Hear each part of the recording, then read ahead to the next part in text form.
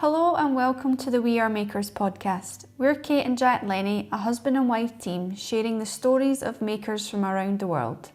We travel to the makers' workshops, studios and sheds to bring you honest conversations with the people behind the craft, right where the making happens. This podcast is an extension of our quarterly print magazine, our original project born in 2020 from a love of craft and the need to champion makers beyond the digital world. This podcast is a true labour of love, and if you enjoy what we do, there's a few ways in which you can support us. First, subscribe to our quarterly magazine. It's beautifully printed and delivered straight to your door every February, May, August and November, and it's what makes everything we do possible. You can also follow this podcast, leave a review, or if you fancy, buy us a coffee to help us going on those long travel days. Whether you're listening with a coffee in hand or busy making at your bench, let's dive into today's episode. First things first, where are we and who are we with? My name is Nathan Brandt, and I am the co-founder and CEO of Cole Ironworks. Interesting you use CEO. Uh-huh. Everyone seems to think CEO being we were having this discussion with our accountant just the other day. CEO is obviously a hugely corporate word. Yes. This has become a bit, I don't want to use corporate in the negative sense of the word, but this has become a bit of a beast. Yeah. Where did it start? Yeah, so way back in the beginning, I started blacksmithing when I was 10, 11 years old, my parents' farm in Ohio.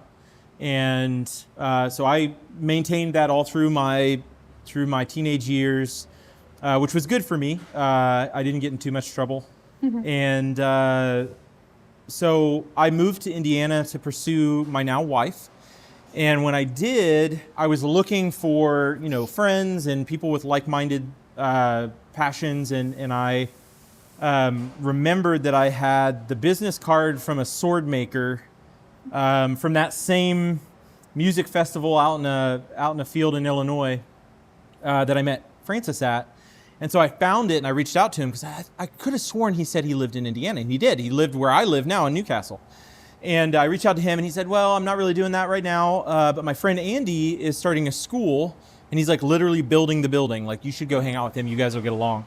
And so I went over there and Andy was renovating a shop that had been given to him by a family friend that was getting older, and just, he owned a bunch of buildings. And so I went over there and I would drive over there a couple times a week, and we just worked on his building and talked and forged, and, it was just really easy. And so he moved away to Tennessee and was running a ornamental ironwork shop down there. So he had a team of guys that were building and fabricating, and he oversaw all the jobs and, did the quotes and all that kind of stuff. And he called me one day just out of the blue and said, I want to move back to Indiana. Do you want to start a business with me? And I was like, yeah, sure. What do you want to do? And he's like, well, we are billing like $1 million a week with 6 guys and 2 welders. Like, we should just do this. It's great. I love it. It's blacksmithing-ish. Yeah. And so he came back and we did that for a little bit. We fought about the name for a long time over Facebook Messenger. And finally I was like, I already have some branding around this Cole Ironwork thing that I had been thinking about, but I had never put action behind. And he was like, yeah, okay. and so we started doing ornamental ironwork, and where we kind of found our niche, we would do custom furniture. He had a designer that we would work with that would do like CAD models of furniture, and then he would send us the CAD model after it's sold. So his website was just a CAD model, and people would buy it as a CAD model. And then he would contract us to actually make it. And some of the stuff was really complicated. And we really didn't have any business doing it. It was kind of out of our wheelhouse, but we did it. And then Andy built a press, and I loved the press. He had actually built it before he moved to Tennessee. So I brought it into my shop when he moved. I had fallen in love with it because I was in downtown Carmel, Indiana, which is very prestigious, very affluent. There would have been no, my shop literally touched the next door neighbor's property. So a power hammer was out. I could barely even use my anvil.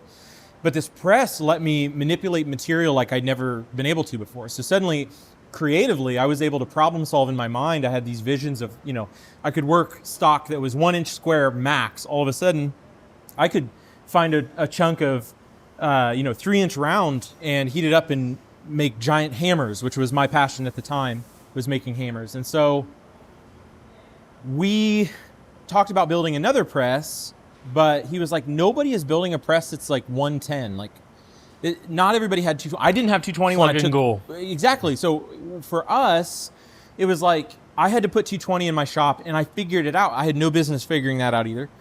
But I did it. And it wasn't even my house. It was my my in-laws before I was even their son-in-law. And so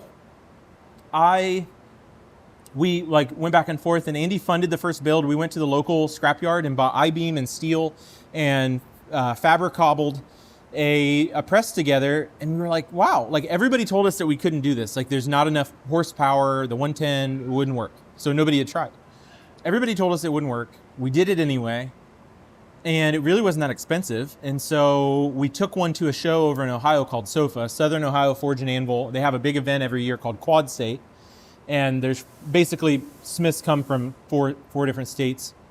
And it's a pretty big blacksmithing gathering. I mean, you can imagine 3,000 old gruff men sleeping in the back of their truck for a few days. It was a lot of fun, but we took one and we sold one. And I remember Andy and I having a conversation about that was a lot easier than constantly trying to bring work in the door. Maybe we should pivot a little and go to a product and just sell hammers or presses. That's it. And so, we built our first website. My wife and I had previous experience in graphic design. I have no background in this. I blacksmithed as a child, but I went to school for cosmetology. I have no degree. What's cosmetology? Hair and nails. So I'm a certified cosmetologist in the state of Ohio. Well, I lost it because you have to keep it up. But I don't know why I did that, but I just did it. And so I had no business starting it. But anyway, so we were like, okay, we can try that. And I remember Andy was really apprehensive of making this into a business because he thought, realistically, how many blacksmiths are there? So that first year after we launched the hammer, we sold, or the press, we sold that one, and then we sold another one, and then another one, and then another one, and another one. And so we sold 10 or 12 that first year. And, I was still working full time. So I was working, my daughter, I only had one kid at the time. My daughter would go to bed around 7, 8 o'clock, and then I would go out to the shop and work until 2 a.m. every single night. That was Monday through Saturday. Always took Sundays off. We'd go to church and just have family time. And so after that first year, though, we noticed there was a lot more emails, a lot more calls, a lot more interest. And so we found it's just up the road. It's on John Street. It's 2 roads over, a little shop. It was 1,500 square feet, had no running water. To this day, it doesn't have running water. That's a story I'll tell later. And so we just bought that with cash and moved in. And we bought our first forklift. The first forklift that I bought from an Amish man that ran a scrapyard. And if you ever buy used equipment from an Amish person, you should know that if they have deemed that machine has no more value, it really doesn't, I promise. But You're buying scrap metal at that point. Yes. And so I went to his scrapyard, and he's walking around in barefoot. He has no shoes on in his scrapyard, and his feet are this thick. Oh my goodness. So I get this forklift. Anyway, we bought our first forklift. We bought our first new piece of machinery. We still have it. It's back in the school. It was a Grizzly bandsaw. We just started piecing together. And when we would take an order, the person would pay up front. We would buy the steel, and we would make it and ship it. And so whatever was left was what Andy and I just split. And if we wanted to buy a piece of machinery, we just set some aside and buy a piece of machinery. It was all cash flow. It was very simple. And, we knew if we were profitable or not, just looking at one page of our bank statement. And so the second we sold 100, and all of a sudden, Andy and I are looking at each other okay, this is real.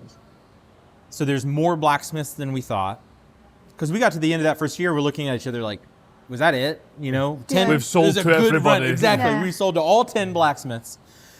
And because it was 110, though, it was a lot more accessible. And we really missed how important that was. But this was around the same time that Forged in Fire was coming alight. So not only did we build an accessible machine, but the price point, they were still, I think they were $3,000.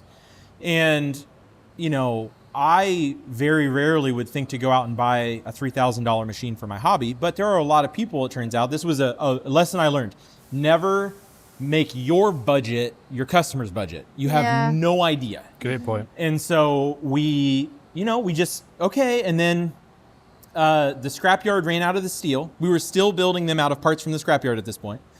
They ran out of steel, so we called a real steel supplier. And this was such like a miraculous event. We called them, we got Shelly. Shelly had been with this company for decades, and she just saw our passion. She gave us an account. She didn't need to. We didn't deserve it. She gave us wholesale pricing on the steel. We sent her a picture of the steel, the I-beam we had been using, and she was like, guys, that's not real. Like, somebody made that. Like, that's not a real thing. So we had to redesign everything. Yeah. Then a local shop that builds the interiors of elevators had excess capacity on their water jet. So we'd send them some material, some steel, and whenever they had extra time, they'd water jet the parts for us. And so just, we were just figuring it out. We were just, as we went, we were laying the track as the train was rolling. And so that just continued to grow. So now we're in 1,500 square feet. Now we're starting to hire people. So we hired our first employee part-time. He was a friend of the family. No big deal, 1099 contract employee, easy. We had minimal insurance. We didn't understand how taxes work yet. We're just figuring it out. And so then he quits to go start his own company, which has happened several times. And then we hire another guy out of a work release program. So he had been to prison and was getting out, and a friend of a friend told us he was looking for a job. So we hire him and bring him in and train him, and he's great. And then we hire another person and another person. And pretty soon, I've got 6 employees in 1,500 square feet, but only 1,000 square feet of that was usable space. Right. The rest of it was offices so the bathroom was a cinder blocks room with a toilet and no running water. So we would collect the water that came off of our little air conditioner, and then we'd use that to flush the toilet. Really? And because when we went to the city and we said, we're buying this building, we want the water turned on, they said, you can't. And we were like, what do you mean? So they said, the company that was there before you didn't have water. So it hasn't had water to that building in 30 years. And we're like, okay, why does that matter? And they're like, well, the people that built the building was an electroplating company. And so there's a 3-inch main line feeding that building with water. You can't just like turn it on, turn it off. Like this is like a fire hydrant. So we have to do all this permitting and stuff. So we started to do the rigmarole. We turn the water on, and the sidewalk erupts and pushes aside, and there's water blowing 30 feet in the air in front of our shop. So the city comes, cuts our water off, cuts the tap off the pipe, and tells us you will never have water. Too bad. And so then we got a quote. It was like $18,000 to get water. So never got water. And that's important because we have 6 employees. We have no running water. You have to flush the toilet with the bathroom. You literally have to wait until the bucket fills up from the condensate running off of the air conditioner to flush the toilet. And we have 6 people. And so we're all sharing machines. So, Andy and I were like, okay, we need to buy a mill. Because up to this point, we're using hand grinders and little stick welders. We bought a MIG welder. It wasn't powerful enough. We didn't know what that meant. We had presses break in the field. So we were, replace them and repair them.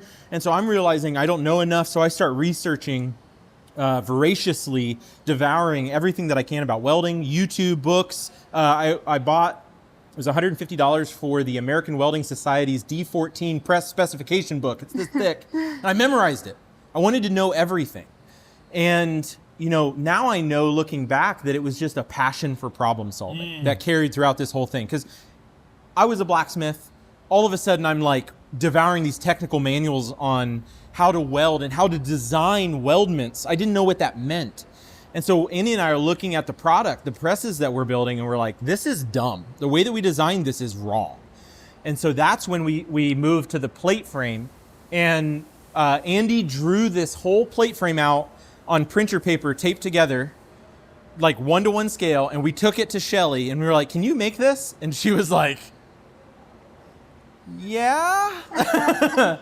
And so they started cutting, and Oh gosh. So a good example of like that problem solving thing was when we started building the presses in my workshop in my backyard in Cicero, Indiana, literally a barn. And the floors were so bad that when we would bring a piece of equipment in, the floor would crack and crumble under it. And I later found out there was 1 inch of concrete on brick. So there was no foundation to this building. So we would drive in trucks and forklifts and rent machinery and stuff, and the literally it would just turn to dust. It was awful. You would trip just walking a foot.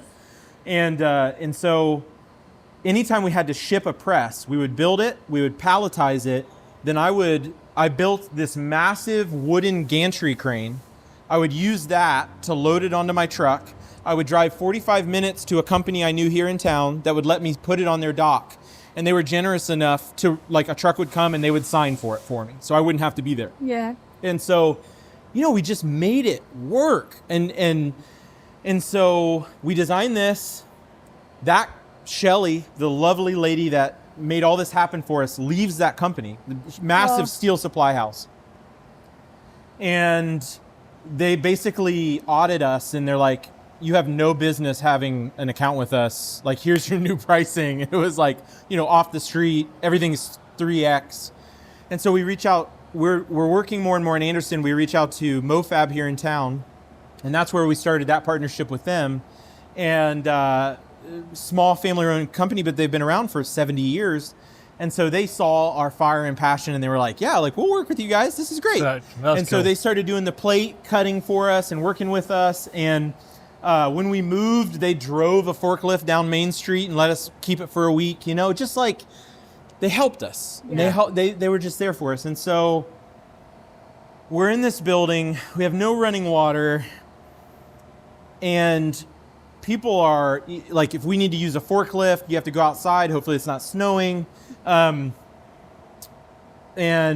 nobody knew what they were doing because we hired everyone off the street. My take was, let's train up this next generation and don't expect them to know anything. Yeah. Wow. I can do that now. I have a staff and I have insurance. But, I would get somebody and I'd hand them an angle grinder and like, all right, here's how you use the angle grinder. And you're going to I want you to sand off these parts. And I'd take a step back and they'd press the power button and it would shoot off the part and wrap up in their shirt. And it's like, oh, right. You've never even seen an angle grinder before. Yep. Yeah. And so, we're on top of each other and nobody really knows what they're doing. So it's just like, oh my gosh. So Andy and I are sitting up in our little front office and we're like, what are we going to do? And so we start looking for buildings, looking for space. We didn't know how much we needed, but we needed more. And like I told you in our earlier podcast, or one of our conversations today, the city had basically dismantled all of the industrial infrastructure. Yeah. It hadn't been used in 50 years. Yep. Why keep it? It's falling apart. It's a safety hazard.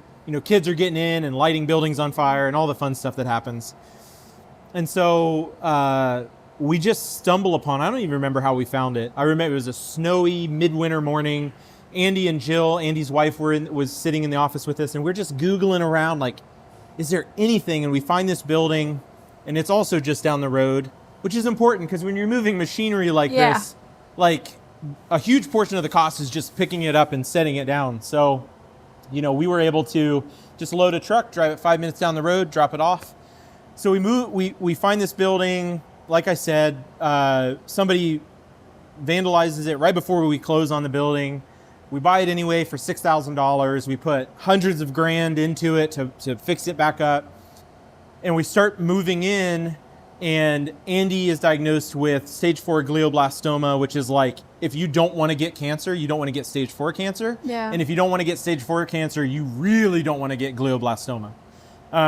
And so he's doing all these experimental treatments, and he basically has to just step away from the business for a year going through treatment. At this point, he's got 2 kids, a young family. I mean, this is like a huge deal. Yeah. And I'm trying to keep things running, and we're moving into this shop. And I remember I was sitting at 2 a.m., the shop's empty. I'm there by myself trying to finish this project so I can make payroll the next week. And I'm just crying in my welding helmet. I'm just like, this is so not what I thought this was going to be. You know, it's growth, and just everything crumbles. Yeah. You know? And so we went to MoFab. We had been working with the owners of MoFab, and we went to them and said, wow, guys, this really sucks. You know, Andy is thinking that he's going to have to quit and go just get a corporate job. And he had a degree and, you know, really smart guy. That wasn't going to be a problem. He's going to go get a corporate job so he can get health insurance. We need to sell this building we just renovated because we can't handle the mortgage. We way over leveraged ourselves without realizing it. We let the project get out of hand. The GM that was running it, or GC that was running it, I mean, literally at one point called us over and was like, hey, we accidentally knocked this wall down, so you have to pay me $10,000 to fix it. It was just like, Oh my goodness. you know, and I'm like 22 years old at the time. I don't know what I'm doing. I don't know how to That's negotiate. yeah. I don't know to look at the GC and go, that's not my problem, dude. I don't know how to do that. And so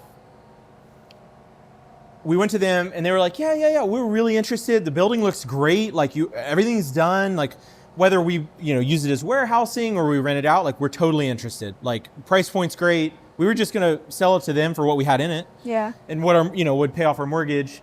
And then we left the meeting and Andy was like, they're going to call us back and they're going to try to buy our company. And I was like, what? Now, Andy's family is, you're talking about multi-generational business empire building. So they owned a foundry that cast all the axle housings for the Model T Ford. Like he is used to being in industrial. And so he just had that feeling immediately. Wow. And sure enough, the next day they called us and they were like, we have a better idea. We think it's a better idea. They were like, we really believe in you guys and we think we can solve all your problems in one swoop. We'll buy the company. You stay in the building. You guys run the building or run the business. We believe in your vision. Like, we're here as a support. We'll give you a deal on steel. Like, let's just make it work and see what you guys can do. And so we were like terrified, right? Yeah. I mean, we had just built this thing. And one of the things that was really hard was, you know, when I'm working 100 hours a week, and my family's growing, we're having more and more kids, Andy's is too. You know, our families gave up a lot so that we could build this. And at the time it felt really righteous because we felt like we were building something for our family. Yeah. And so when we sold it, it was really bittersweet because it felt like we were giving up the vision that we had. And so it was hard, but it was just like, it felt like it was the right thing to do. And so we did it and we sold the company and Andy and I, you know, that's where my CEO designation came from. Yeah, okay. You know, they're a much larger company, but still family owned. I know all the owners. And it just completely transformed the landscape for us where all of a sudden we can say, what can we do rather than how can we stay alive? Okay, yeah. You know, and so that got my head out of the soup and we started looking around and we started developing new products. We launched our 12-ton, which I don't have one back here, but it's a little tabletop press.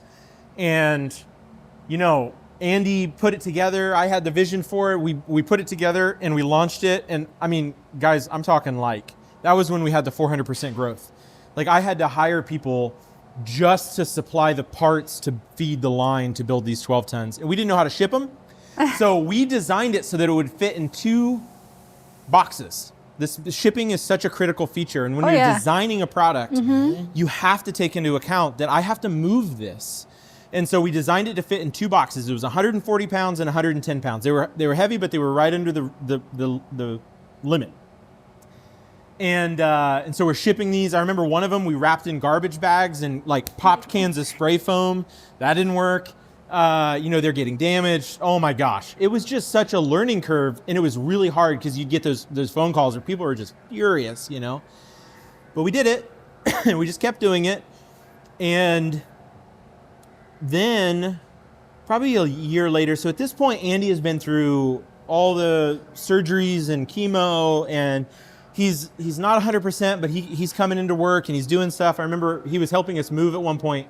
He was so fresh out of surgery, he dropped aside. So he had just had brain surgery, literally my brain surgery. goodness. He dropped aside of the truck on his head. And there's blood pouring down his head. And he's like digging through the trash can and finds a napkin and his. Oh, I did not. Oh, no. Dude, he's like, well, what's it gonna do? Like, make me sick? I was like, Yeah, okay, good Lord. The man's got a point. Yeah, he had a great sense of humor through the whole thing. And so the company bought, the bigger company bought this building, and they were like, you guys are growing. There's definitely some constraints with the building that you have. We want to rent that building out and move you over to this bigger facility. So this shop was a casket manufacturer. Okay. My office that we just did the podcast in was the display room for the caskets. I did wonder with the raised floor, yeah. Interesting. And they found out, they remembered that they had a spare 100,000 square foot warehouse, like a state over, so they just moved back there. And so we moved in here, and we were able to expand and do full like supermarket layout and just like breathe. Yeah. We were able to breathe. And then Andy, shortly after we moved into this building, passed away. But as he was passing, I started meeting all these new people. I met Evan, who does all our marketing. I met Logan, that is our only engineer. He's our entire engineering department. I was able to finally convince Francis to come and work for me.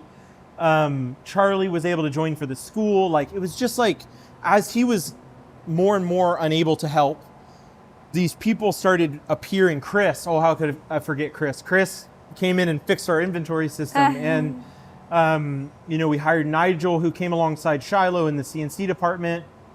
And it was just like, it was excruciating on one hand. It was the most creative I've ever had to be in my life.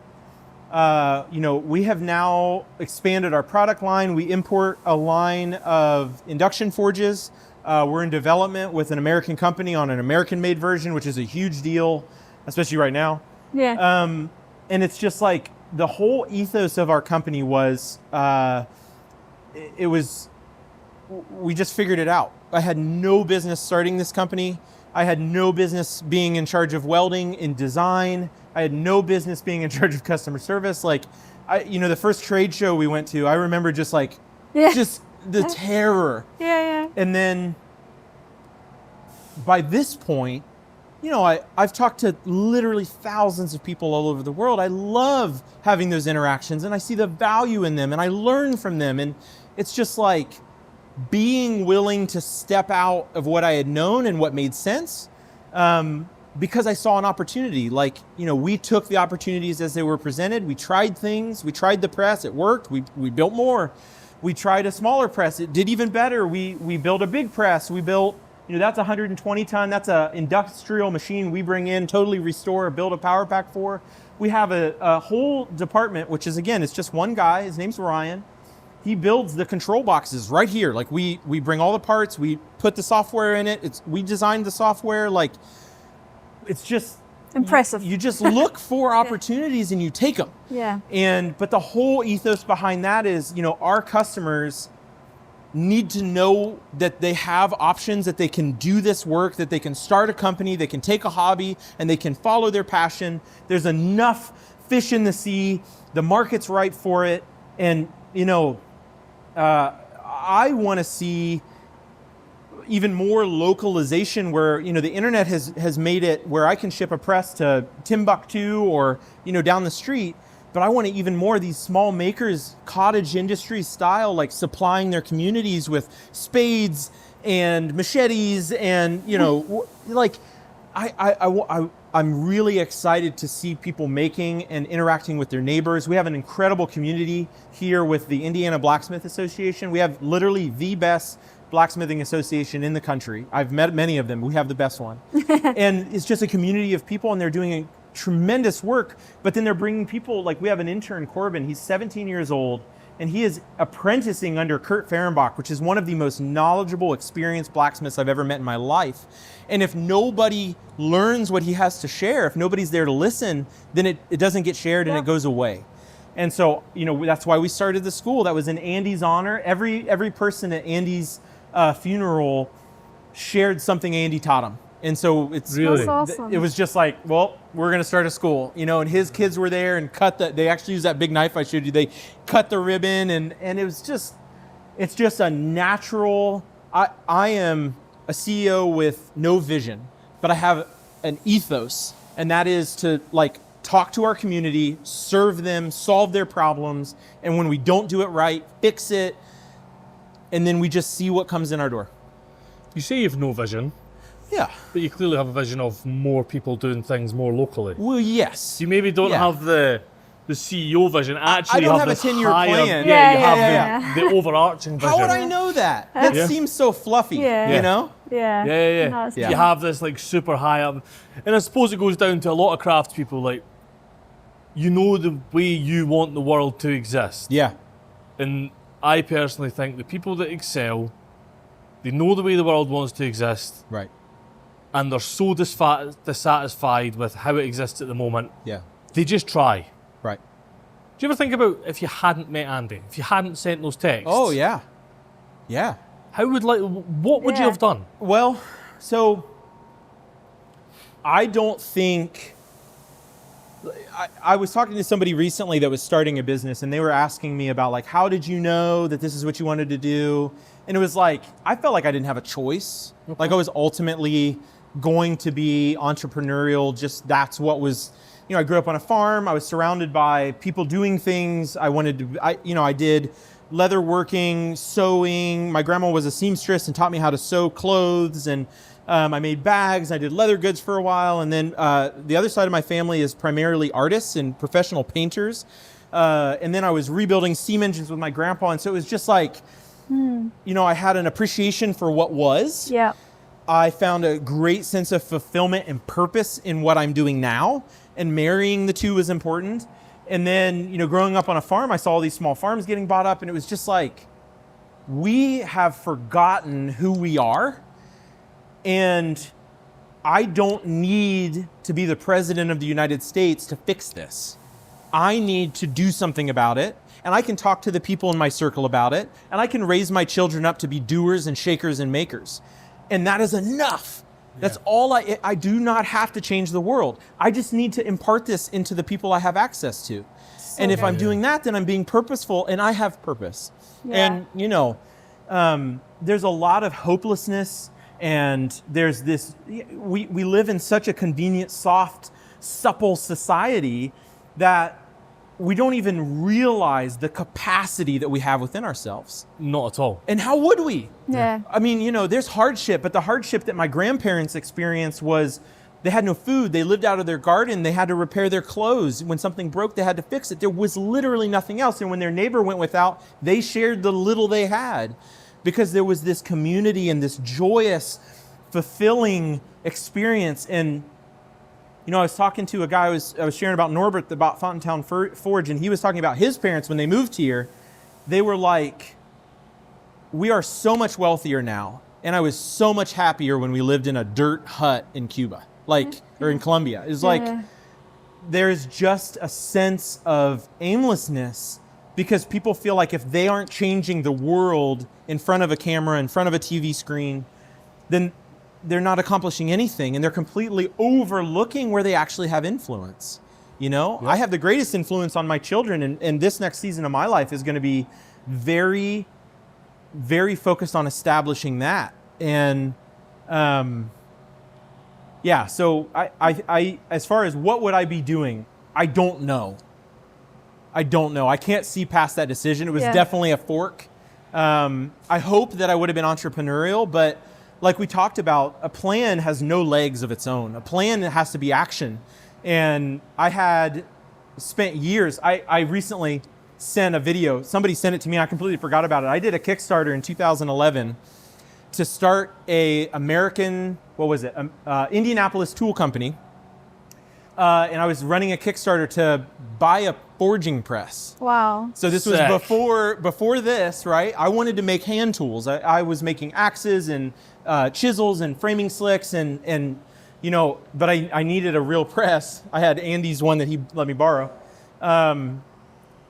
And so I probably would be doing this at a much, much, much smaller scale.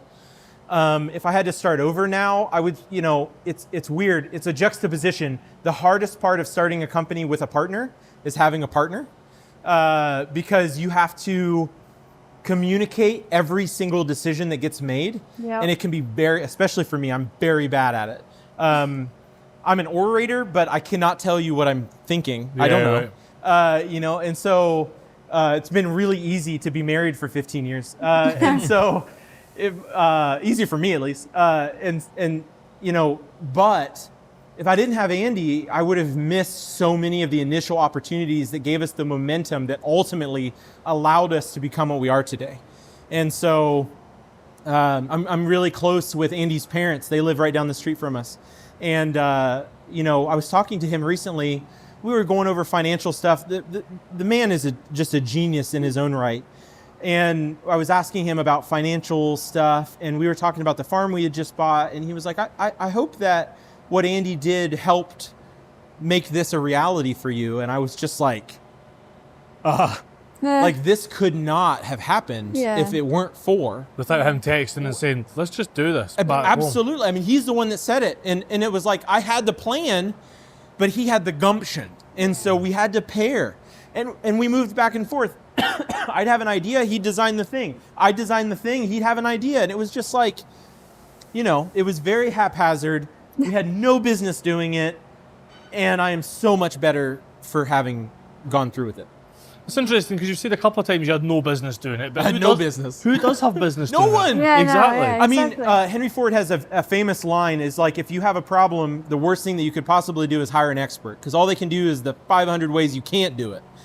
Go find somebody that has no idea what they're doing and pose them with the problem, and then give them the resources you have available to propel them to success. But I think that's the great facade of childhood. You look at adults and you think, wow, these are institutions, right? Like these are men and women. And as you learn about making, you realize how everything is made and how fragile everything that we rely on is. The electrical grid is like held together with chicken wire. And it's just like, oh my gosh, like everything's more fragile than I ever thought. Yeah. Whole departments of my company are relying on one person. Yeah. If they don't show up for work, my department's out. It's just like the fragility of it all. But there is a willingness to participate that is necessary. It's the key that unlocks every opportunity that follows. And I was just talking to another guy recently he is really nervous about quitting his job and going full time. And he was just like, understandably so. Absolutely, especially in today's economic climate. Mm-hmm.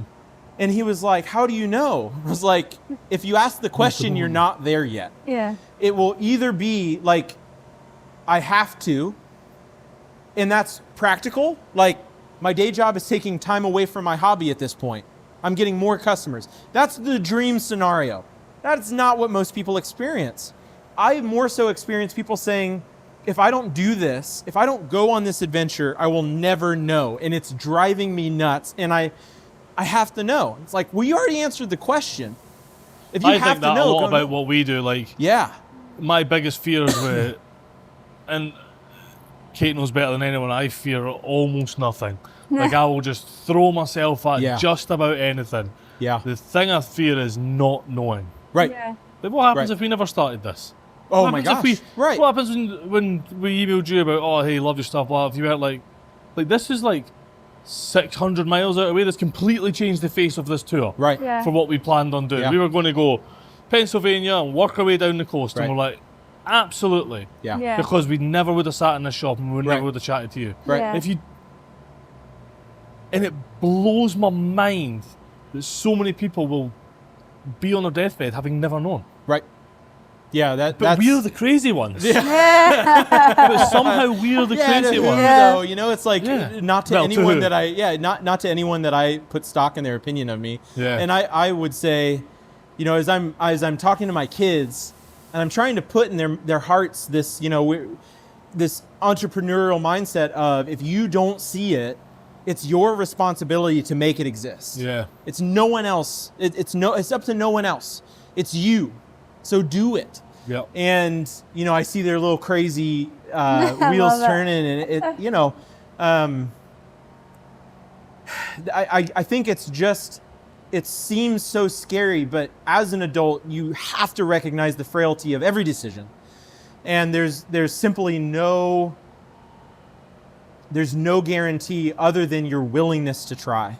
And that's the thing that carried me through that, crying into my welding helmet moments, along with the first time I made, this was pretty early on, the most profitable that I personally ever was in that first one. It was just Andy and I, and I made like $10,000 in a month. And I was just like this is it. I did it. Yeah, I'm rich and famous. It's like, that was my high. Come stop me now, world. And then the next day I got a phone call, I hate your machine. And it's like, this is my low. Isn't it like that? Woo. Oh, every day. Oh, yeah. Every day. Yeah. Yeah. You have these really great moments, You and get then the next seasons, day. and it all piles together. It's all good phone calls, and then it's all bad phone Yep. calls. Yep. Yeah. Yep. And that's the Yep. part where you're like, I'm just going to quit. Oh, no, no. Yeah. No. We operate on one more day. Yeah. Yeah. That's the guiding principle. One more day. One more. Doesn't Can all matter change how in that one crap day. it is. Yeah. Just one more day. Right. Do you think you miss the times that you never experienced? How would I know? I suppose what I mean by that is a lot of. But you're right. How would you know? Yeah. But a lot of craftspeople tend to do things because they like the way things were done, or they like their perception of the way things were done. Sure. You love things locally, and Yeah. because I feel that, Yeah. I miss that, and I think I miss that. You're absolutely right. Yeah. And I've never experienced it, Right. and I think it drives a lot of people Yeah. to well, why am I missing it? Why Right. not just have it? Right. Because you can make it happen. Yeah. Well, and I think I operate from the perspective of I can't see what's behind any door I don't take. A lot of the decisions I have to make on a daily, weekly, monthly, yearly basis close more doors than they open, of course. Mm-hmm. But it's like every room I go into has 5 more doors to explore. And if I'm missing out on something, then I miss out on it. And, my wife was growing up very traditionally, conservatively. They went on their annual vacations and they went to their sports games. And, it's been very challenging for her because we have 5 children, we have a farm, she homeschools. And by the time I get home, she's like, am I ever going to leave these 4 walls? Yeah. It's like, why would you want to? And she's like, because I want to. You do have to say no to a lot of pleasantries. And, I definitely saw my peers. One of the things that really grated on me in the beginning was working so hard, so many hours, pouring myself into something so thoroughly and effortly, that's not a word, and seeing my peers go get a corporate job and make $150,000 a year, and they're moving into their fancy new houses and going on vacations and have PTO. And it's like, oh, bud, what did I do, When we imported the induction machines, I looked at Francis and I was like, why didn't we just do this in the beginning? You just call a guy, he builds the stuff, and you ship it out. Well, that's what 90% of the businesses that do this do. Yeah. And they offshore everything, or they outsource every aspect. And, the KA75s and the self-contained power hammers that we're building now are 100% built here, not just out of American materials. They're built in our shop. Yeah. I build the cylinders, I build everything. And it's just like, that's the coolest thing I've ever done. It's pretty cool. People like us wouldn't be traveling the length of the world to visit you if you just rebranded. No. And people wouldn't speak about you in the way the reason we are here is because how highly people speak of you and your equipment. Yeah. Well, and I will say the best customer relationships I've ever developed are the customers that get our product and something's wrong. I've got a great adage to this. Yeah. On you go, finish first. Well, all it is an opportunity to prove ourselves again. And I go back in and I say, hey, what's wrong? How can we fix it? How can we make this right? What do we do? Yep. What do you need? Yeah, we'll do it. Let's go. Yep. In the 10 years that I've been running high-end, fast-paced, manic engineering practice, yes, I've always stuck by you can tell more about somebody by how they fix the fuck-ups. Of course. Every time. That's everything. If something goes swimmingly every time, you have no idea how they're going to act under pressure. I would have missed out on 90% of the feedback that helped us design and iterate. that would have still been exactly as it was. Yeah, if it was so true. perfect, quotation marks, out the box, it would have never reached perfection. Well, and it would have taken us 10 years just to perfect the design, and then we'll launch it. Yes. But again, I said earlier, you never know what you don't even know what questions to ask. I say that to everybody here because we'll start a new project and they're like, well, what's the plan? It's like, I don't have a plan. We're going to take one step, and then that will inform our next step. Yep. And, Logan is a great example. In his personal work, he is incredibly engineering minded, but he wants to know how he's going to build it. He wants all the fixtures finished, dialed in to the micron. He wants everything put in place, and then he flips the switch. And he looked at me the other day and he's like, if I had never met you, this whole product that he had just launched, personally, a knife, wouldn't even exist. Because I got so tired, because we spend a lot of time together. Because of you, I got so tired of thinking about this. I was like, if I don't just make one, I don't even know what questions to ask. So we went out and made one. And the problems he came up against had nothing to do with the solutions he was developing in his brain for the theoretical. And so it's one day, let's do one more day, let's answer one more question, and you take it one step at a time. And when a customer would call us and say, hey guys, like it's okay, but this is a little weird, my brain starts spooling. I grew up on a farm. I built everything out of the rubble that I had at my fingertips. When I moved to Indiana, I was 19 years old when I got married. My wife took me to the hardware store, and it was the first time I ever went to a hardware store. I had ever been somewhere and bought a screw for a project. Really? I didn't even know which sounds insane. It sounds like I'm lying. I'm not lying.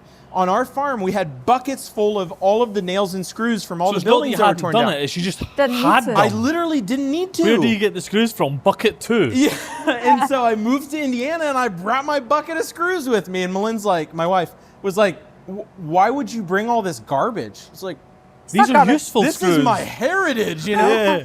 But what that ingrained in me was I can make it work with what I have, which limits development and growth. That's why Logan's mindfulness and ability to execute on a grander vision is so impactful to our next era of the company.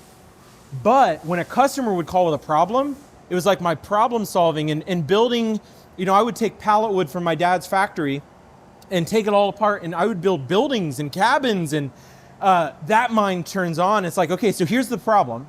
I have a customer in the field that has an issue. He's got very limited tools. So I have to design a solution that is within the constraints of his specific capacity and capability. And you do that 15 times, and I'm an expert of rigging stuff for, making forging equipment work out in the field today. Yep. I think about that a lot with my engineering work, and I think about that a lot with We Are Makers. We've just had to make it work. Yeah. Yeah. Because we don't have... Because you're not going to quit. One, because I'm not going to quit. Yeah. And two, we don't have what traditional media companies have. And No. by the way, it happens to be millions and millions of dollars. Well, which but it's we also don't have. none of the bloat. None of You've the got bloat. all of the agility. We talked about this earlier. We can pivot If we on want a to dime. chase some tomorrow, we can change it tomorrow. If we want to change the route we are going tomorrow for this trip, we can change it. You could rename it. It's We Are Farmers. Yeah. Go do after whatever the we farming. That's a good idea, by the way. We could do it. My friends. Second publication. Yeah. I think there's one just life. Yeah. And what life can actually be. Yeah. I think that's a publication. Like a magazine called Life. Just life. Just Life magazine. but That'd be interesting. The way it could be. Yeah. Just different from... Anyway, Yeah. that's a different thing altogether. If someone wants to start that, please do. I've got too much on. So, with all that in mind, do you think... Had you had it all, as in, I think about your dad a lot, and when me and your dad have done projects together, I'm like, just go and buy the thing. Yeah. Stop spending an hour doing that. Go and buy the thing. And the older I get, and the more I lose my own personal ego, and the more I see other people's perspectives as valuable, which they obviously are, which I've definitely not always seen, I understand it. Yeah, of course. Why would you not? Right. I mean, the difference is my background is in doing things as fast as possible. So was it Chris Bonchager that does the triangle? It's time, money, quality, pick 2. Right. Aside from that, how have you had you're a blacksmith, right? You were doing a Kickstarter. Yeah. Big respect for doing a Kickstarter. I love a Kickstarter. Hard. To buy a forging hammer. Yeah. To make stuff. Yeah. How has your life had to change to do this? Well, I would say the biggest factor is in my day-to-day. To look at the company today, I had to stop being a blacksmith, and I had to become a manager, and I had to become a fortune teller, and I've had to become, a vision caster and a therapist and, old machinery maintenance man and an electrician. And so I went from forging trinkets to running 480 volt electrical systems, designing them from scratch, ordering the pieces, installing them myself so that we can be up and running on Monday morning. And then, I'll get some big project like that done, and I'll go sit in my office and wait for people to come and ask me questions like, hey, I'm working on this project. I have these two solutions. Which one do you think would work better and why? So I spend a lot less time working with my hands, although that has changed recently, and I can talk about that more if you want. But I've spent, the first 3 years, I built every press that left the shop, personally. When I hired Shiloh in the beginning, he was running the CNC machines. When we got our first CNC machine, Andy and I got in my Prius and drove to New York and met with a guy that ran that model of machine, and he taught us how to run them the old school way, old school machine shop. Full Amish staff, by the way, which was very interesting. A little old Amish man smoking his pipe, running this like $500,000 machine, making parts for the natural gas industry. That's a juxtaposition in itself. Oh, it's so cool. And then, so we came back. I started running the mills, and I was like, I cannot sit at this all day long. I have too many other things to do. So I hired. And then I was standing next to him, running the manual lathe, machining the blanks that he would finish. It's like, that was the first 3 years. And then all of a sudden, I needed systems, insurance, HR, a service team. So I had to stop thinking about making the things and start thinking about making the system that I will put other people into to make the things. Yeah. And then that turned into optimizing that. And then that turned into, culture and just, that's what's different. And so the next 6 years were spent just doing that. Systems, organization, empowering people, training and mentoring.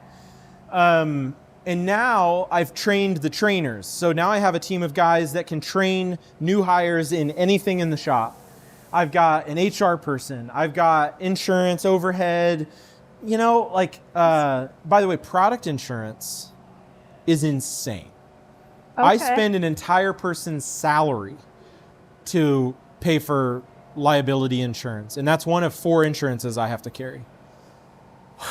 Anyway. I can imagine when you phone someone and say, hey, we make these tools that people can put their hands in and lose hands. Yeah. They're like, all right, cool. Yeah. Add a 0. Well, and then the other 0 is if and when we start making the hydraulic components themselves, that's a whole nother layer of liability.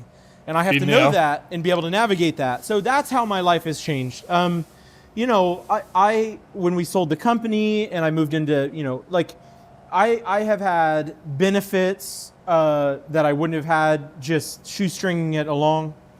Financially, the company is now backed by a larger organization. So I'm able to explore and try things and buy old machines and develop processes. And most of the time that happens on a whim, but this is a great example. I bought this to design a punching operation for something that I'm doing on my own. And I got a call on Monday from a guy that's like, I'm trying to put together a production system and I need a faster machine. What do I do? I was like, I know the solution. It's this little whim that I've been, rabbit trail that I've been going down for the last 6 months. So I don't think I would be able to go buy a 60-ton Roussel press and have it shipped here and pick it up with a forklift that I own. That has changed. But now in the last year, the organization as a whole, we are in a whole different dynamic. Now I have people. I have smart people. I have capable people. I have people that I've poured myself out to for years. And all of a sudden, my phone stops ringing, and I am personally now kind of stepping out of it and moving back to my craft origin. And so I've now established a home shop and gotten a few contracts with national brands to forge tools again. Nice. And so that's informed our die and tooling design. It's informed machinery. Like, I designed a really weird press over there for myself, and I got another call from another guy that's like, hey, I'm looking for this really specific press. I was like, all right, I just built one. And so I've been very blessed in that I'll have a whim and I know to pursue it, because shortly after somebody will call and be like, I need this solution. It's like, yeah, I did too. Yeah. That's really cool. So I'm now getting more out of the day-to-day, still working with my leadership team, developing them, still helping with systems and processes, but I'm now at a point where I can get back to why I got here in the first place. And I'm forging a lot. I mean, my hands were clean for about 5 years. Yeah. And I've got my scars and bloody knuckles, and I ground that off the other day, and I'm just like, yeah, man, I'm back. These were clean a day ago. And so, my thinking now is, who am I training and mentoring and raising up into take over my mantle for the company? And I want to go back to why I started this place in the first place, right? Like, I didn't get my Kickstarter funded, so I just took the really long path to getting a forging press, and so now I've got like Ferrari 5. Lamborghini thing, isn't it? I won't sell you one of my sports cars. You deal with tractors. All right, I'll build a fucking sports car then. Right. Yeah. Dude, it's sick. Yeah. Do you ever think about the legacy that Coal Iron Forge will leave? Well, I do. Like we talked about, when we sold, it was bittersweet for me because I thought of it as a legacy to my children, and now I think of it more as a legacy to the community. I will be the first to tell you, we started the school in Andy's memory. I have never made a dime off the school. Schools don't make money. Schools are very expensive, but they are a resource to the community to such a degree that we're 3 years in. I don't want to tell you how much money I've spent. And it's not going anywhere. Now, we've pivoted. We've moved to some shorter classes, like the minis you guys are going to do. Those have been we've had a lot of great feedback to those. I think, a side note, they're a fantastic idea. Yeah. You don't have to carve out a whole weekend. Exactly. You can carve out a morning. Well, and the cost of I have to hire an instructor, fly him here, house him, feed him, and pay him per day. Being able to, I have a world-class knife maker sitting in my school right now. I can leverage his skills. He loves it. He's a good teacher. And so, and he's excited because he's exploring his personal work in between the classes. Yeah, of course. So he's getting to do stuff. I mean, you got to see some of the mosaic pattern Damascus and stuff. I mean, Charlie is probably the smartest person I've ever met. Right. Very unassuming, very quiet.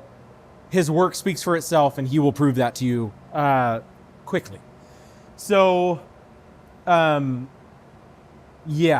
school is part of that. We're going to continue to shift. We're moving a lot of the classes to going to smiths around the country's shops, shooting tours and informational about the shops and how they set them up and why, and then filming them doing their specialty, right? So whatever their knife or whatever they're specializing in.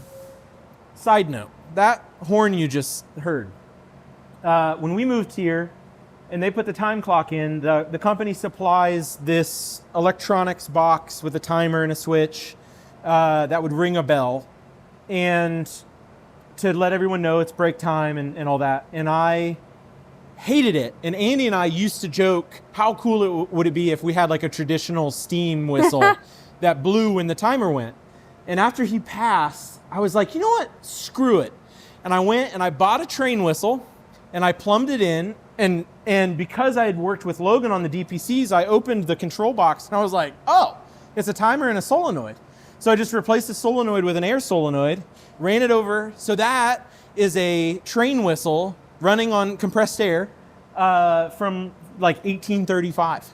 It's as a tribute to your dear Andy. Well, and to everything. Now, if you're standing right next to it, you're not as grateful for it. But we had an electrician in recently that was working, and it went off like right next to him, and he like walked out like shell shocked. What just happened? So the legacy of Cole is, just a community support. I would say we have not built a community ourselves per se, but we're here as a support. We'll share what we can. We'll use the space that we have, the knowledge that we have. We share with everyone. I mean, I go on to hydraulic press DIY forums all over the internet and help people build presses. And it's really funny now because I've been around doing this long enough. If I jump on a forum and answer someone's question and the guy's like, I don't think that's going to work. I have like 90 people that are responding. Just listen to them. Like, at this point, we've built like 9,000 That tells presses. me you do have a community. Yeah. Well, that's a great point. We have like microcosms really around product families. So like the induction forges have their own community. And Derek Melton's a great example of that. Derek Melton's the guy. And then the KA75s, which is the hammer line that we bought, that had a community. That's been around for 30 years.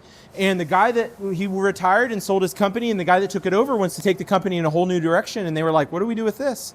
And I had the experience with Bob when I was a kid, along with the designer of that. His name was Grant Sarver. And I used to talk to him on forums when I was like 10 years old. And he passed away suddenly, and then Bob took it over and all that. And so it's like, I get to participate. Like, spoiled's not even the word. It's beyond spoiled. I'm like, it's just unreasonable, the opportunities that I've had. So I want things like the K75. If we hadn't bought it, it would have gone away. So I'm super proud of that. Yeah. We're building our own self-contained air hammer. I'm really proud of that. We put presses in shops of makers that are trying to do something. I'm proud of that. So it's just like, there's like so there's so many facets that's why I say there's not a community. It's like these little communities, but I hope we're just a support. I don't care if anyone remembers Cole Ironworks other than, the equipment isn't going anywhere. That's not going to rot. Like, no. These machines will be repaired in 50 years and put back to work. And, like this one. This was built in 1964. That's like a 1948. That's a 1938. And that press over there has such an incredible lineage. I forget the guy's name. I think it was like John Powell. In the time of Thomas Edison, he started that company. He invented electromagnetic audio recording devices that are now the basis of every hard drive in the world. And he was a freaking press man. Like, he built forging presses. That's like the quintessential inventor. Exactly.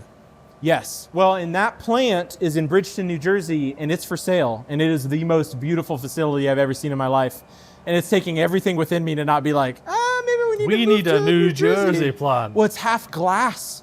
Oh, wow. I mean, it's like, turn of the century, cast iron, filigree, everything. Nice. So, if the mayor of New Jersey is watching this, let me know. So there it is. It's pretty cool. Like, we obviously first came across Cole Iron Forge. I've done a little bit of smithing, but we're by no means in the blacksmith community. We kind of operate in a strange where we're in every community, but only looking through the door or looking through the window. Right. Derek Melton showed us the induction forge. He just raves about it. He's like, induction's the future. Yeah. And struggle to disagree with him in some places. I really do. And we've seen them, in France. We've seen them in Somerset, at Alex Pole's. Like the guy that was on the front cover of edition 1 of the We Are Makers magazine, which is available at wearemakers.shop. Yeah. Not edition 1 anymore, but... Not edition 1 anymore, that's sold out. You'll need to be quick. Buy now. we were in his workshop for 104th, 105th podcast. He had one of these tools, and we're here 3 weeks later. Yeah. It's wild. That's pretty cool. It's pretty cool, right? Yeah, and that's very cool. To all intents and purposes, it's a lump of steel and 2 hydraulic cylinders. Yeah. No, I mean, the thing is, a hydraulic press is, what we build is a log splitter. Yes. There's no difference. We're using agricultural components. It's a very rudimentary machine. Where we've succeeded is in making it accessible, training people about how to use them, and then we came up with a proprietary die system. When we walk over here, I'll show you, we have the 3rd press we ever built. We got it back from the guy and gave him a new press. And we had everybody use these slide-in dies, and they just drove me nuts. We had them, I hated them, because when the dies go in, they jingle jangle. Right. And so how do you can't cut a sharp edge. And so Andy and I came up with this plan, stacking 3 plates, drilling a hole. We already had the hole because we used to use a pin, and then the pin was hard because we didn't have mills. Every press we built for that first year was made with an angle grinder, a stick welder, and a drill press. And I still have the drill press. We scrapped the mill. We literally broke it. We sheared the gear. I mean, we used it until oblivion. And I didn't know how to run a mill, so that's why. But we had nothing, and we made it work.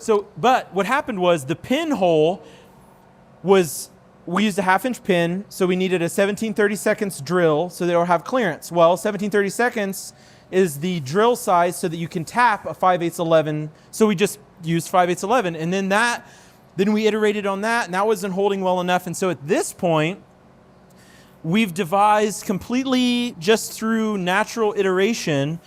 We have a conical tip. We use a conical tip set screw. We offset it by 10 thousandths. So this cone grabs the cone here, the positive grabs the negative, pulls the die in, and totally positions it to exact location every single time. Now, it took me an embarrassingly long time to come up with that. And it wasn't just me, it was feedback with our customers, and we kept iterating, and it wasn't working. And then I spent $9,000 on set screws. That's a whole thing. And the manufacturer shipped them, and they were wrong. And they were like, well, no, you already bought them. And so it was like, well, that's not going to work. And so we scrapped $9,000 in set screws and tried over, started again. 8 years in. It's just like, ouch. Yeah. Problems get more expensive. Way more expensive, yes. But the other thing is, now we've got an H-frame model that has T-slots and locating, and yeah, it's pretty cool. Do you ever think of the fable of the blacksmith, the king of crafts? Yeah. Well, so I think of it like there's also kind of a fable about a lathe. It's the only machine tool that can make itself. Yeah. It's like a blacksmith can make a tool for every. What I hate about that is there are, in my opinion, very few good tool makers anymore. There's a few. There's Mueller in Austria. There's Grands for Brux.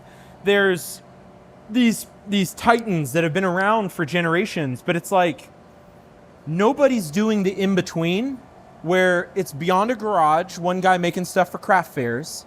But I don't want a 150-year-old company with all the bloat and, yes, there's great heritage, but God, it's expensive. And so there was great heritage. There's no great marketing spend. Exactly. And every one of those businesses at some point has been at the brink of bankruptcy because what they were doing didn't work anymore. Now, some of them reinvented themselves. The guy that bought, I don't remember his name, the guy that bought Grands for Brux was the guy that looked at their product line and said, we're not painting anything. Get the paint off the heads. It's going as forged. We're going to oil them. We're going to make them out of good steel, and we're going to grind them to a sharp edge because they were grinding them like a 60% finish. Yep. So then when you bought an axe, you had to take it home and sharpen it. And he's like, he cut the costs by 50%. He lost everybody in that department that was painting and doing all that stuff, moved over to more important, that's cool. But what I see a vulnerability and an opening and where I'm really applying myself next is like, okay, there is something that's bigger than craft fairs, but smaller than bloat. And I'm taking all the knowledge of lean manufacturing and everything that I've learned and applying it. So, in my home shop, I can forge an axe in about 12 minutes, start to finish. And I do them in batches of 10.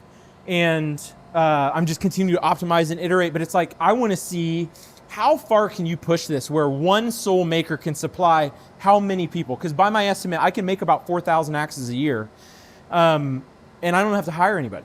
I can, and it's like, let's push the boundaries of what one small entrepreneur can make happen. Can we make a legacy business for a family, or like something that can be passed down? Can you be the next Granforth Brook? Well, and that sounds super grandiose and people will be listening to be like, no one can be as big. Yeah.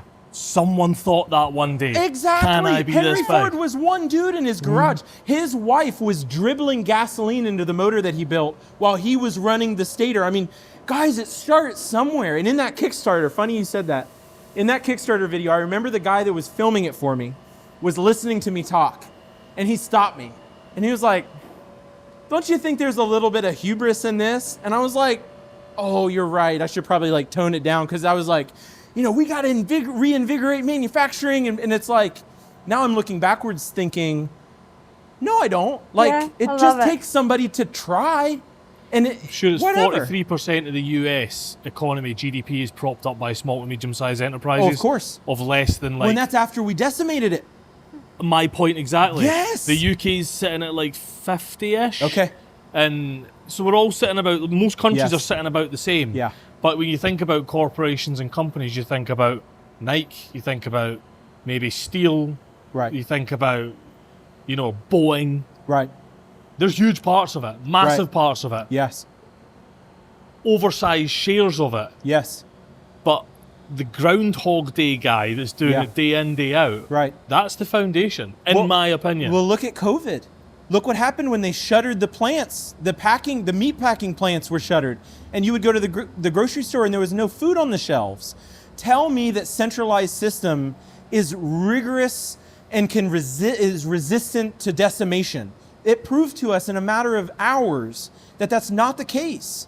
We will be resilient by building up an industry built of small cottages supporting a larger community as a whole. Yeah. And that's where we got to go. Yeah. I think that's Kate and I's next season of our life.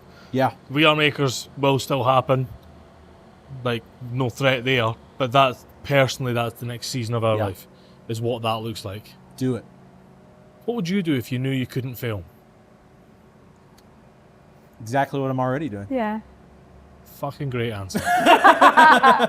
Great answer. I thought that may be the answer. I will tell you very vulnerably and honestly, as I look over what I've done, I find it absolutely terrifying to have a farm and 5 children and a mortgage. You know how expensive it is to buy a house at this point? Yeah. To look at that and see 100 years of people that decided to go safe to ensure that for their family. I just think it's more important to ensure a lineage of trying and doing and accepting the failure. If I'm wrong and what I'm trying to do doesn't work, in what way am I less? I'm nothing but more. Yeah. Now I know it doesn't work. Move on. Yep. Like them or loathe them, Alex Hormozy and Layla Hormozy do some great tactical business advice. Yeah. And one of the things that really put me onto him was try it. It'll Yeah. either work or you'll learn from it. Of course. And at least you'll have a good story both ways. Absolutely. Yeah. There's a shirt that I saw, or I forget, but it says, bad days make good stories. It's like, yeah, nailed it. My worst days are usually the ones I talk about. Yep. And not to but it's like, wasn't that exciting? You look back and think, okay, that was exciting. That was, and it was the adventure, and it was, it was the very foundation of civilization. The Abrahamic, if you want to go way, way back, the promise to Abraham was, if you leave the comfort of your today and go on this adventure, every person in the world will know your name. And he did. He was rich. He didn't need to. Yeah. And he did, and he took the risk, and he went on the adventure, and it was excruciating and painful and death-defying and all the things. But it's the foundation of humanity. That's why we're here. It's adventure. And, my adventure is very boring. I've never, I've been on one boat I don't skydive, but man, I get quite the adrenaline rush out of like fine tuning an axe and sending it to somebody, and they call me back and they're like, "Man, that was awesome." It's like that's good enough. That's righteous right there. Yeah, like you're that. pretty uncommon among uncommon men. Yeah, sure. I'll accept that. Do you take stock of that? No, I'm usually scared by it because it's like I'm a niche of a niche of a niche. Nobody will want my stuff. I'm too Nobody small. needs this, right? Turns out, lots I was of people wrong. do. Yeah. Yeah. Do you ever think about how your kids will... I think this for a lot of crafts people, especially with kids. Kate and I don't have kids, so this is like listening to someone who knows nothing about it, ask Sure. a question about it. Do you ever think, like at some point your kids are going to have a conversation where someone else in their class's dad drives into the town and works in an office? Yeah. Do you ever think about how your kids will describe their dad? Yeah, I mean, my oldest, she's 10 years old, and she is like 10 going on 16. She's Yeah. freaking sassy. She's just all sass. And we'll have dinner with friends, and they have kids, and you know we'll be talking to her after, and she'll just like, she's just so rude, and she'll be like, "They're so boring." It's like that's they've never butchered anything, you know. And meanwhile, when we were butchering our pigs, a friend, I wish I had it here for you guys to see. He wants pigs Sunday. If we buy that farm, Let me tell you, I'm going to give you the most valuable piece of advice I can ever share with you. If you are going to raise pigs for meat, do not raise coonies. Everybody in the regenerative agriculture will tell you, "Oh, they're pasture raised. They're so easy on the land." I literally could not find the meat. I had 80 pounds of fat, of lard, from a 280-pound pig. It was 4 inches of lard. The back fat should be 1 inch. It was 4 inches. Useless. I have a ton of lard. I was going to say good for soap, but that's about it. Oh, well, so I cook everything in lard now. And will be for forever. When I butchered the pig, we shot him, bled him, hung him, and then you decapitate them. Okay, this is an occasion, right? So I hung it up by a chain hoist in my barn. Millie is 10. Ollie was, at the time, she was 8. Ollie was 4. And my friend gifted me an 8-pound hog splitter. It's the name of it. It's the technical term for this. It's a hog splitter. It's a hog splitter. The blade's about this long. The handle's this long. And I went wham, and I went through, skin, muscle, spine, right back out the other side, and the head dropped into the bucket. And I look up, and Millie has blood. Oh my goodness. Just splattered across her face, and she was like, "Wow," you know. It's like kids. I think in our data-driven, information-drowned society, everyone's like, "What's the best way to raise a kid?" I think the best way to raise a kid is to treat them like the sponges that they are. They are absorbing all of the information that is never said to them.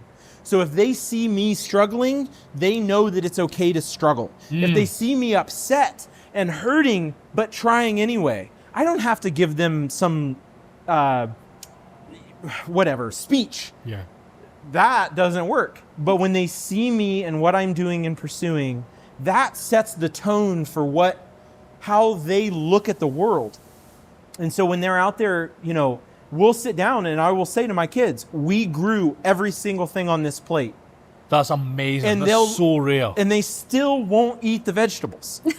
But when we're in the garden and we're pulling tomatoes or picking tomatoes and pulling carrots, they're out there just going ham. "What is this?" It's like, it's a hot pepper, but they're just sponges, and I can do nothing better than to just literally live out an example worth emulating. Yeah. That's super True cool. Renaissance man. Yeah. Giving it all. Yeah. What advice would you give to other crafts? So it'd be very easy to listen to this and just be astounded by how much you've achieved. but it all started somewhere. What advice would you give to someone else? There's loads of people that listen to this, and we get messages all the time. Been listening to this podcast on my way to the office. Yes. Like, you know, it's people that are just on the precipice of being like, right. fuck you, Doug. I don't need HR. I'm off. Yeah. There's people right on that precipice. Right. Yeah. What do you say to them? They need to take stock. They need to set a value in their heart of dollars and cents. Who am I? And what am I supposed to be doing? And if they are so bothered by their day-to-day, you know, if I've learned nothing, you know, we were talking about becoming an adult and realizing the fragility of everything. True resilience and reliability and something you can count on, it's within you. It's you. Are you reliable and resilient? Not is your company, like the company, the industry you work for is not, I assure you. We have 1,000 years of history of that not being the case. You know, and just when you think it's the strongest, corporate comes out and says, sorry, we're downsizing, we're reimagining ourselves, we don't need you, we're, you know, this whole department's AI now. It's like, be who you wish you were. Just, if you have that vision, if you have that goal, if you're looking at yourself and you're taking stock, but you have kids and a mortgage, like, I get it. I completely understand. But you're worth nothing. You're completely replaceable in that current position. Mm-hmm. Become irreplaceable to your family, to your community, to the actual people around you. Stop trying to change the world, change your community, change your home. If you succeed in that, you're successful. And all these other things happen and they're great. Like you telling me that I've accomplished a lot feels like so undeserved because I haven't done anything. You know, it's like I'm in the trolley. Like it's just going and I'm holding on and I'm not giving up. I'm not letting go. Yeah. That's the only difference between me and somebody that gave up 10 years ago when it was super hard. Yeah. You know, this is hard different because if everything falls apart, we'll start making something else. Yeah. You know, but you can do that because you're a craftsperson. Yes. And this, right. I had this conversation when we took out our first mortgage because I've always worked for myself. It's always been my company. Kate yes. worked. We Are Makers at the time existed as an umbrella to the engineering company. That's how we kind of structured it all. And then We Are Makers is now the main thing. And I had this conversation with Mark. He's like, oh yeah, but you're a contractor. I was like, you think for a second if I'm let go today, I'm not working tomorrow. Right. Find anyone with a 9-to-5 career that can be working tomorrow if they get let go today. Exactly. That's the resilience. That's something within yourself that you've built and grown and you've invested in it. Yeah. Whether it's in degrees or in my case, it's just all experience. Yeah, exactly that. You know, it's like I know how to rebuild any of these machines because I've done it and I failed and I broke and when we were learning how to use a milling machine, I bought a milling machine at auction and I ruined it. I bought him 2 milling machines at auctions and I ruined them. I bought another milling machine at an auction.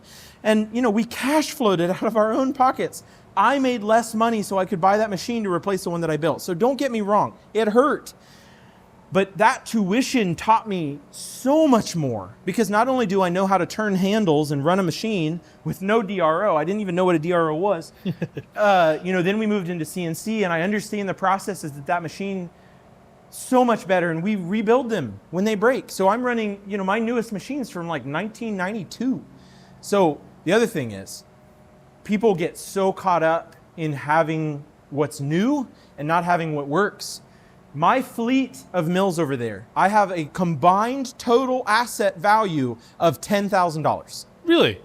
In 5 machines. Your 5 big CNC machines are $10,000? Yes. Wow. One was free. The most expensive one over there was $4,000. Wow. The one that I run my entire R&D department out of was $1,400. And here's the thing. We went to the auction. They had 5 brand new mills sitting on the floor. In the back of my head, I'm thinking, I could buy one of these. I've got the capital. And but I had the experience to know. I went to the console, I turned the machine on, and I checked it for errors.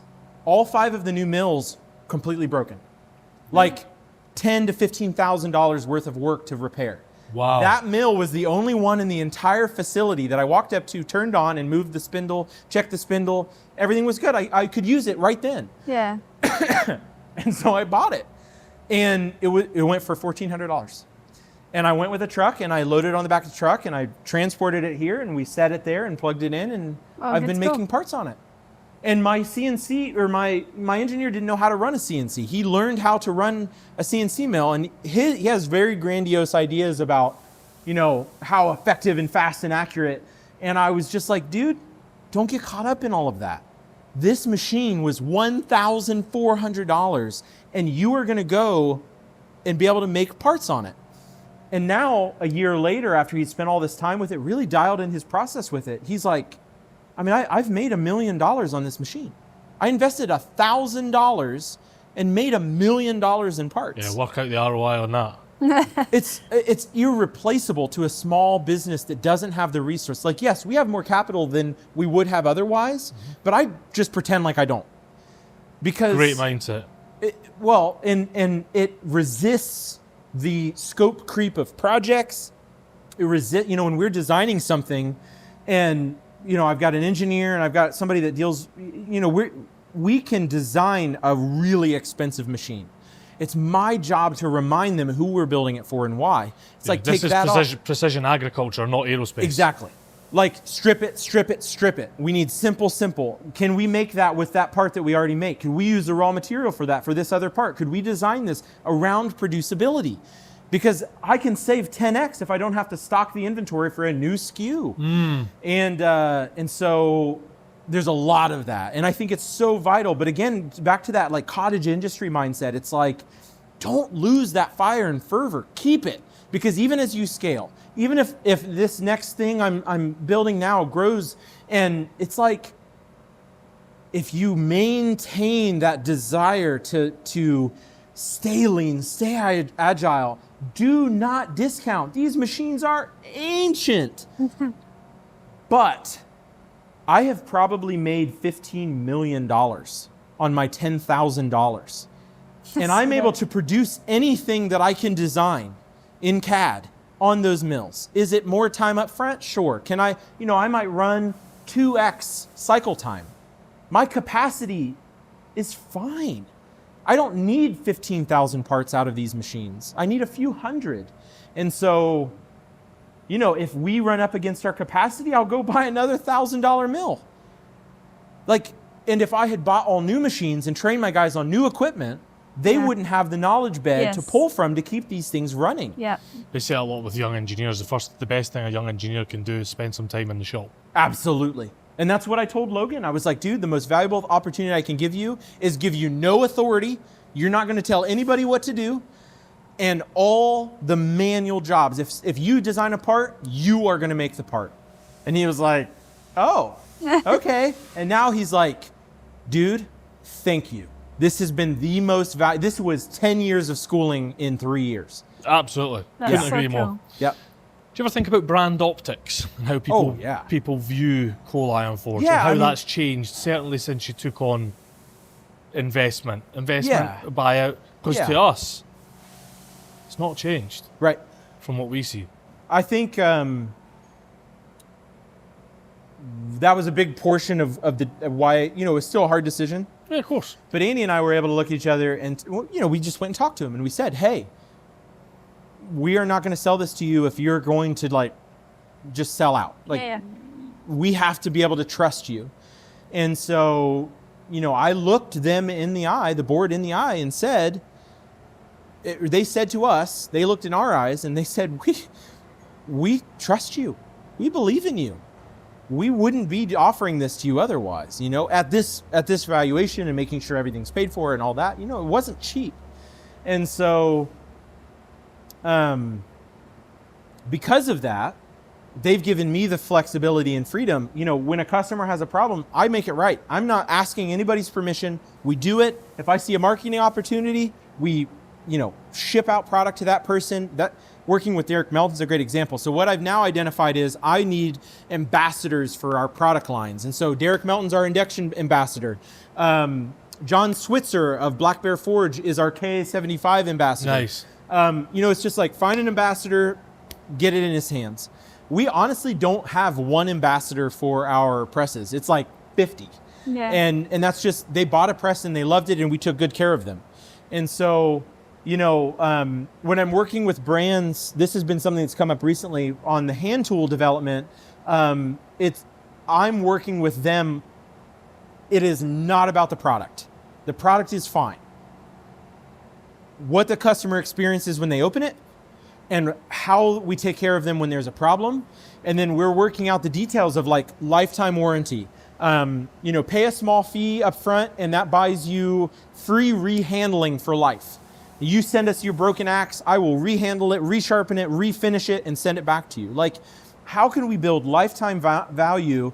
Because what that does is, if we're not good enough at the product stage, we talk about powerful reiteration. Now I've got 500 customers coming to me, telling me what's not right, what could be better, what broke, and it's incentivizing me to fix it. Yeah. And so, generational level, like brand, that's the ethos of the things we're doing next. It's what's informed a lot of our decision making for this. And it was completely haphazard. It became the norm totally by accident, just because Andy and I thought it was the right thing to do. There is no greater creed than this is right and I'm going to do it. That's so cool. That's what I think separates the small, medium enterprises from corporations. Yes, I agree. It's just they're human. Humans going, this is the right thing. Oh, but it's not standard procedure. No. It's the right thing to do. Yes. Yep. And it takes people being in a position of my level where I get to make that decision. Yep. And once you go like one step bigger, like, we've got 12 guys here. If I was at 50 people, I would probably have to have a much more bureaucratic system. Absolutely. Yeah. And I will be honest with you, I would not be here for that because it has nothing to do with what I built. And that's fine. It doesn't bother me if the company grows to that level. I just know I'm not the right person for it. Yeah. And I'm going to go start another business that can do that. Yeah. And I met with a guy, he was a carpenter. I don't remember his name. We were touring a facility. It was a school, and he was teaching people how to make guitars completely from scratch. I'm talking sawmill the wood, kiln dry, carve it by hand, make a guitar. And I was talking with him because he was introduced to me as, oh yeah, this guy built a $100 million woodworking business. And I was like, okay, I want this dude's story. And he was like, yeah, so what happened was I started this little carpentry shop. We started getting all these spiral staircases. And before I knew it, I had 200 employees. And he said, you know what I spent my entire week doing? Meeting with insurance companies and trying to get deals on rates and meeting with attorneys. And he said, screw it. And he said, I laid off 150 people. I closed the whole shop down and I went back to what I knew. And he said, I am out on the floor making stairs again. Yeah. And he was just like, I had to make a decision because it was mine. I could make the decision. And that business that it had turned into didn't need to exist. It wasn't making anyone's lives better. I don't care about the wages. It was not improving the world. I think that about Kale at Settlement Post in Beam, who was seen just a few days ago. They very much set out to be like, we want growth, but the minute it impacts out with those hours, we will not run the machine on 3 shifts. We will not put more people in. We will not do these, and these. And his thing that's really stuck with me, I've been thinking about a lot. We've been driving a lot, so I've been thinking about it a lot. Every time you say yes to something, you're saying no to something else. Correct.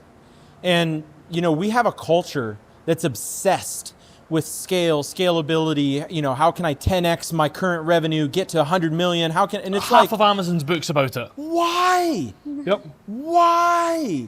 Like, ultimately, what is your driving factor purpose? Like, do those companies need to exist? Honestly, maybe. I mean, if you really look at the trickle down of the result of that scale, and I'll tell you too, one of the things that was interesting about Henry Ford was, assembly line, efficiency, producibility, product centered. He refused to redo the Model T. He refused. His son died of a stomach ulcer because Henry Ford was so stubborn and so demanding and demeaning. At one point, there's a famous story where he had a part of his plant built, And he was meeting with the engineers, and he was measuring out the layout, and there was a 550-foot tall chimney built 1 inch out of location. And he said, tear it down. Dude was insanely demanding. What happened, though, was he started building the River Rouge plant. Okay, and this is the factory that Henry Ford dreamed of. My mouth is getting tired. Henry Ford dreamed of. Raw iron ore was shipped in at one end of the factory from Henry Ford's mines on Henry Ford's freighters with Henry Ford's cranes, put into the plant, smelted, rolled, cut into sheet goods, stamped into automobile bodies, assembled on his assembly lines, and put on a train car as a finished Model T. That was his dream. You're talking about, I think it was like 700 acres under roof, 100,000 employees, and he built it. And you know what happened when he finished it? He never went. He built Greenwich Village and went back to the cottage industry, started traveling the United States and buying up cottage industry like moments in time, like the Wright brothers and Thomas Edison's shop, because he realized what he had done had no greater purpose. And he started spending time farming and going back to Greenwich Village and meeting with small makers and blacksmith shops and inventors. And, it was like he looked back at what he had accomplished, and it was huge. And I don't know that it was ever said. I've read all his memoirs and stuff, and there's fluff pieces, and then all the, the World War II stuff got wild, and, he was definitely just a guy. Yeah.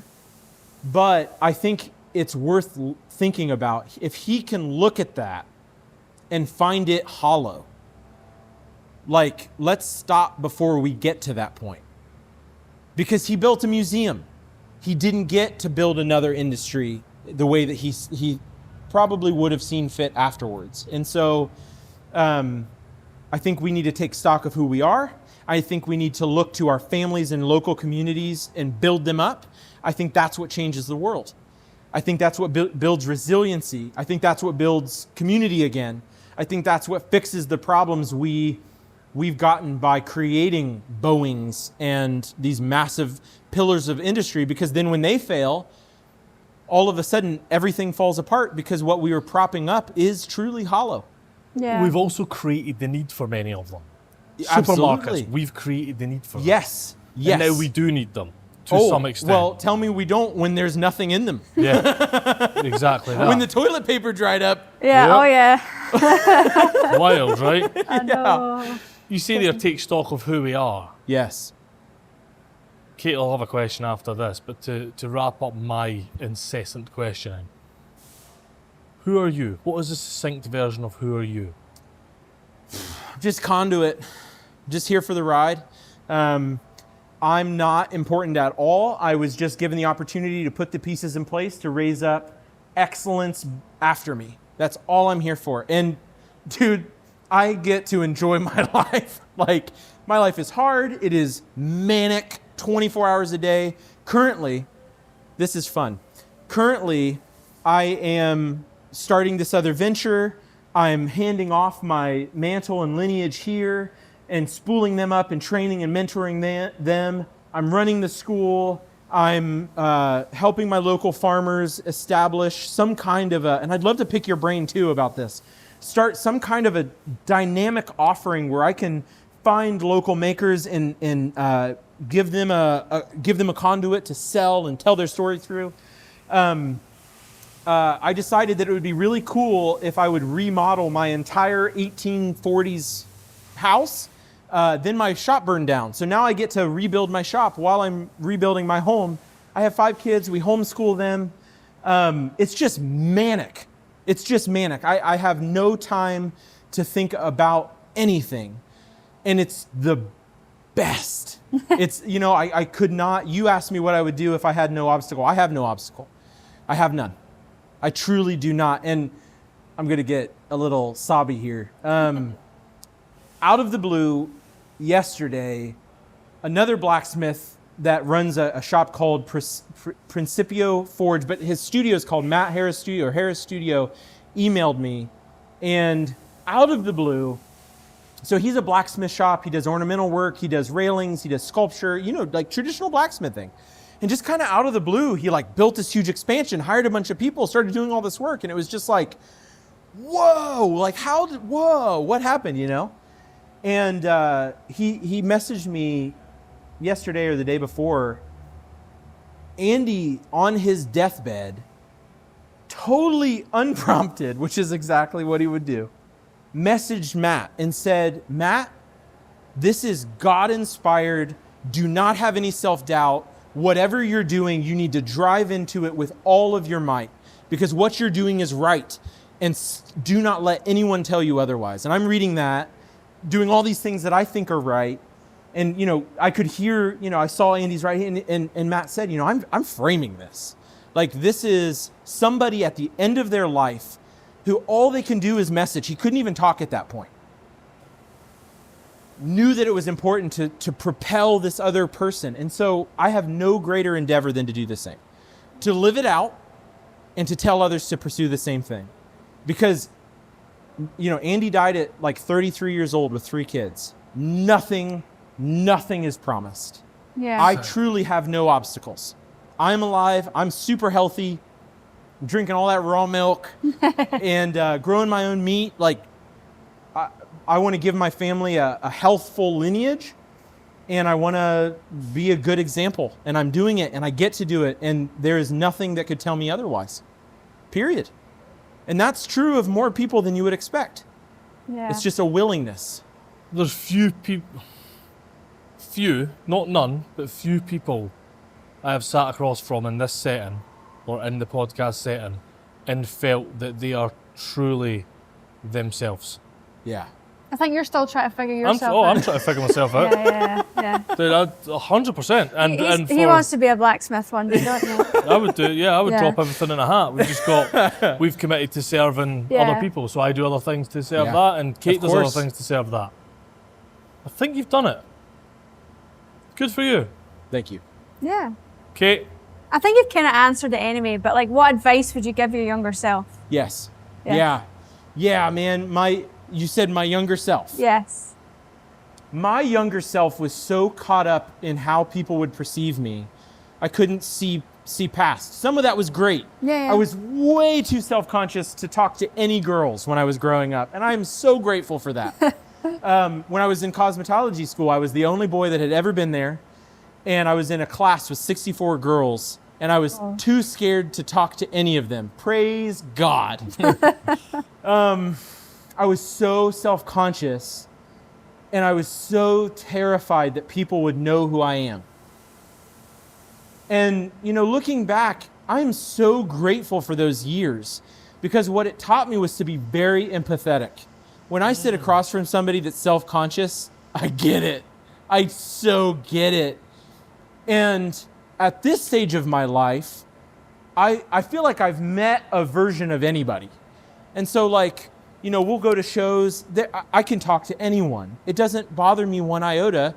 I have nothing to prove to them, but I have everything to learn from them. Yeah. And so, I think that is grown with experience. I don't think you can fake that.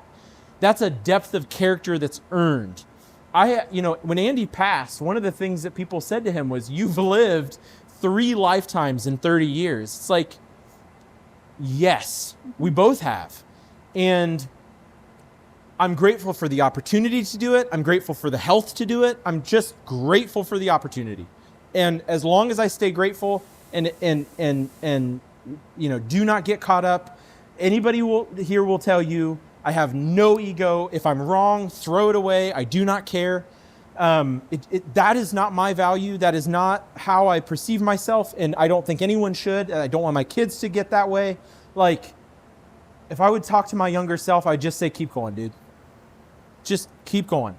You're on the right path. It's not going to feel good. You're going to be self-conscious. You're going to make mistakes. You're going to falter. You're going to fail. You're going to make really bad decisions. I promise you. And it is all worthwhile. Yeah. And it's all part of it. You can't get around it. Yeah. And if you try, you will fail because you'll never start. Yeah. Period. You'll get so caught up in answering questions that if you would have just started, you realize it don't matter. You don't even know what to ask yet. Just start. One day at a time, one foot in front of the other. Amazing. Well, that was an amazing podcast. Dude, where do people find out about what you're doing here? What's the next thing? Just let everybody know. So there's 3 parts to it. The work here at the shop, if you're interested in machinery and tooling, or if you're a blacksmith, go to coaliron.com, Ironworks on Instagram, Facebook, YouTube. We've got an awesome YouTube channel. We've done an American Made tour where we go around, and I falter and fumble along the way. I'm not a very good host. But we look at how shops that have been around a long time, what they're doing, how they've changed, what's morphed. Some were very sad, some were very exciting. If you're interested in doing a class, coalschool.com, coalschool on Instagram, and that is our school. And what we do there, Charlie Ellis runs the school. We host short snippet classes. We have an online resource where you can pay a small fee and then you own that course and you can watch it in perpetuity. So I think the online platform is very valuable for that because I can have the investment amateurized indefinitely. I make the video, I post the video, and then I sell it forever. So we do that too. And then my personal work is at Brandt Blacksmith and Farmsmith, and that's the next venture for me is diving into that and really let's push the boundaries and leveraging what I've learned here to re-utter cottage industry back into existence and give her the old college try. And not look at cottage industry as the negative connotation that it currently Not has. in the slightest. Like look at that as that's the special That's the backbone. That's the resilience. And we may find in 100 years the cottage industry's built back up because money incentivizes a lot of people. It gets built back up into what we have today, and then it'll crumble again and go back to cottage industries. Fine. 100-year cycles. 100-year cycles. Yeah. Don't fight it. Let it happen, but be a part of the good part, Dude, thanks so much. Really appreciate it. Oh my gosh. My pleasure. Thank you for traveling 4,000, 6,000 miles to come here. I don't know at this point, but it's conversations like this that just make it all worth it. Yeah. Agreed. Like, we often partially joke about this, like what would we be doing if not this? Yeah. There's a couple of good pubs near us, that's about it. You know what I mean? It's like, do something, like I said when we were on your podcast earlier, like, yes, do something worthwhile. Absolutely. If you can do it. Oh, you feel it. Yeah. You feel it. I'm myself because I'm pursuing a good goal. I hated my previous job, and as I say, I've gone back to it for a while there. And I can bear it much more now because I know that there's a bigger goal. Yes. And the struggle along the way builds the character that you'll need in 10 more years. Yeah. Absolutely. Brilliant. Keep on it. Yeah. Wrap it at that. Yeah. Amazing. Dude, thanks so much. Yeah. Thank you so much for listening to our podcast. If it made you smile today or feel inspired, hit follow, leave us a review, or share it with a fellow maker. It really means the world. If you'd like to support what we do even more, you can subscribe to our quarterly print magazine where you'll find even more maker stories in every edition. We'd also like to share that we're working on the We Are Makers grant. Once we reach 2,500 magazine subscribers, we'll be giving 11% of all our subscriptions directly to makers to help fund tools, travel, photo shoots, or anything that moves their craft forward. Find the link to all of this in our show notes. We'll see you soon, wherever the next story takes us.